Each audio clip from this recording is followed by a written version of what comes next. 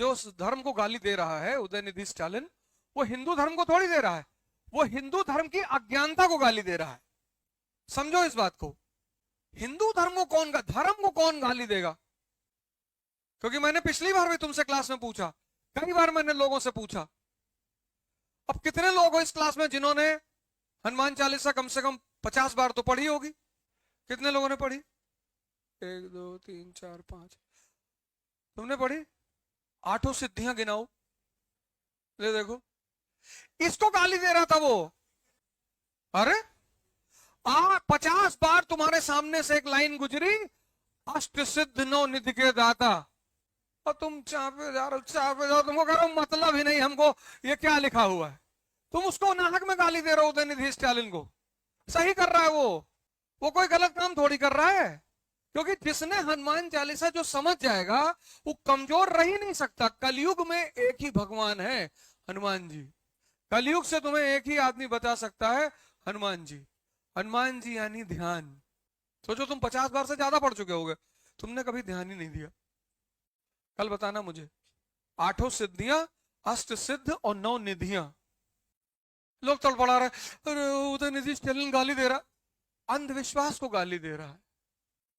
50 बार पढ़े, उसमें लिखा हुआ है राम रसायन तुमरे पासा, तुम्हारे पास राम रूपी रसायन है। तुम कह रहे हो हमारे पास भैया है ही नहीं। है। कभी स्टालिन वो कारगिल पार्क में टहलना, उसमें विवेकानंद के बड़े सारे कोट्स लिखे हुए हैं। उसमें एक कोट बड़ा प्यारा है, एक ही लाइन का है कि दुनिया में सबसे बड़ा पाप है अपने आप को कमजोर समझना, क्योंकि तुम हो ही नहीं।